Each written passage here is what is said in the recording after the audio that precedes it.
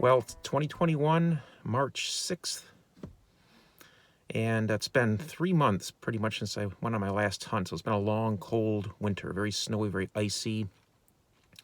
So I've been doing a lot of research over the winter, and I found some information in a history book about this county that indicates in this new permission I got over the winter that there was a tavern built in the late 1790s right up the stream here, the creek, the river, from a ferry, which is, a flat boat that was pulled across the river on a rope and pulley system before their bridge was built. Now, a bridge had been built there after that, and now there's the remains of the old foundation of the bridge.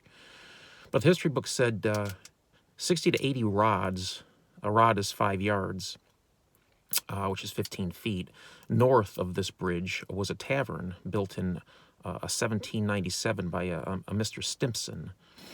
But it didn't say if it was on the east or the west side of the river, so I got permission for the west side. It may make more sense if the tavern was on the east side because that's between the river and the old plank road up there. But also there was a school here in the 1850s, if not earlier, right on the same plot of land. So one way or the other, there may be some interesting relics here dating to 150, 200 years ago. So, and the other thing is, even if there isn't a tavern on this side, the ferry system and the bridge did come across this way. So if people are coming across one way or the other, getting on and off the ferry, they may have dropped things in that same area, and you never know. That's the exciting thing about this hobby is anything can be found or not. You don't know. But I'm just glad to be out for the first time in 3 months. So we'll see how it goes. First good signal that I pick up, I'll turn the camera on. We'll see what turns up. Well, so much for my external microphone that I paid $80 for and waited not only 2 months to get it, but 3 months to test it out here. I had it out for literally 10 minutes, and the darn thing snapped off and broke and left a piece of it inside my iPhone. It's a horrible design, I gotta say. I'm going to be sending that back and demanding my money back. But anyways, it's rough going out here. The ground is really frozen, more than I thought it would be. I'm getting a few targets. Some of them are too deep to bust through the frozen dirt, but I got something right here. Ringing up at a solid 62. Now, right over here is the old foundation for the bridge. And there's the river crossing right there. So I'm right next to that. So let's see what we got here.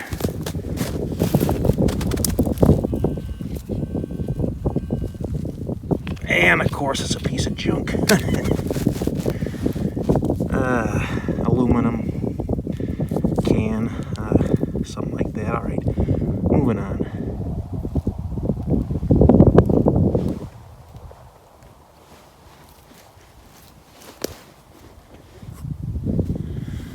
Well, what I'm doing right now is what I call the detective phase of starting out a new permission, especially in a huge field like this.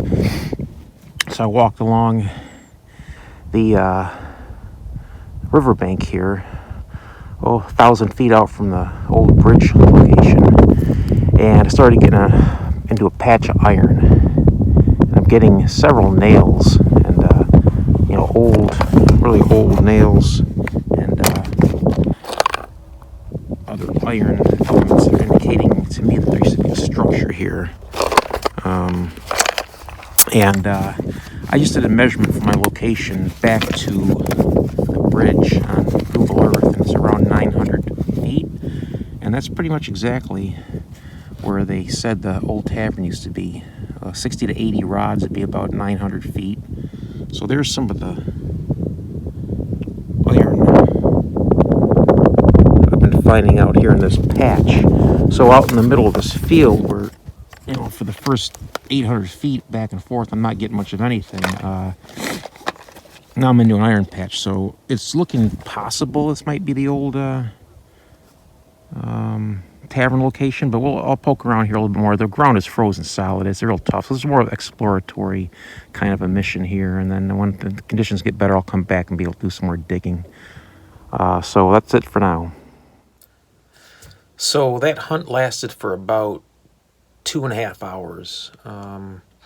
First day out there where that tavern might be, I'm walking through 1,000 feet of muck on top of frozen ground, so it's kind of like walking on a ice skating rink. It was pretty slippery. I couldn't get a shovel down through too much, so it's mostly surface finds, but walking through the field and getting aluminum can, aluminum can, aluminum can, and nothing much other than that, maybe 3-4 pieces of that, and all of a sudden I hit an iron patch, and there's like iron everywhere. It's just beep, beep, beep, beep, beep, beep, beep, beep.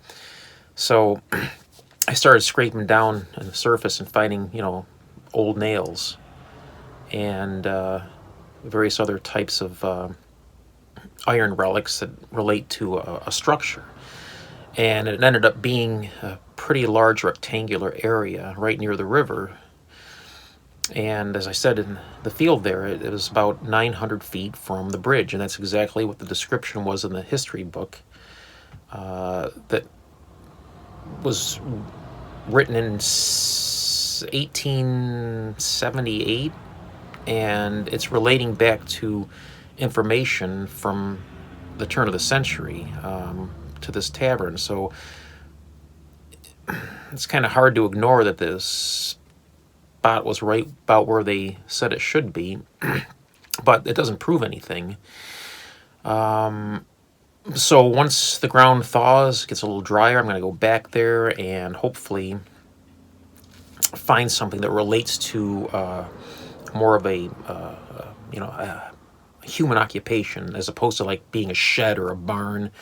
Nothing shows up there on any of the maps that indicate to me that there was a building there anytime between 1850 and 1902, the range of the map dates that are available out there for this region. So all we have to go on is the sort of written words of this history book, and it seems hopeful that this is that tavern, but I got to get back there when I can actually do some real metal detecting, because you can hear signals all day long. If you can't dig them, you're not really metal detecting, because you got to see what's under the ground. But let me show you what I found. I mean, these iron objects, mostly nails, I believe, look pretty corroded, so they're pretty old. Old enough that if something was built after 1902, I don't think they would be this crude and this rusted. So they're very old, whatever they are. So I'll give you a look at those. I also found a few pieces of glass, but the glass doesn't look old enough to be 1790s, early 1800s. So it just could be some errant soda pop bottle from a farmer from 50 years ago. And I also found what I believe to be an Indian celt or a pestle, like a little grinding type smoothing tool. So that was pretty cool. But I'm definitely going to be going back as soon as the weather breaks. And this is just an exploratory mission. Got some good information, and definitely justifies going back for many more visits. Here is the grouping of old nails that I found at what I hope would be a location of the 1790s to early 1800s tavern. You can see these are very old, definitely early, at least early 1800s, but they could be 1790s. You can just tell by the shape and the level of rust that's built up on these things. These are very old nails. So the question I have is, was that early tavern a cabin? A lot of the early structures in this area, the pioneer settlers would build cabins, even for taverns, which may not have used nails if they were using wooden pegs and the traditional archaic method of putting log homes together. But I don't know much of the history of this tavern. It could have started out as a cabin, and they may have built a frame structure as time went on. I don't know how long it lasted, but when I'm finding nails like this in quite a large rectangular area in a huge field, pretty much where the description of where this was located, 900 feet or 60 to 80 rods north of an old ferry crossing, which became a bridge. It's hard not to think I might have found this tavern location. So now it's just a question of getting back there when the conditions are right and really focusing on that Iron Patch area and seeing if I can find some real datable relics, like some coins or even some glassware that might be sitting on the surface. Now, here's the glassware I found. This does not look old enough to be from that era. I mean, this has some writing on it. Looks like the letters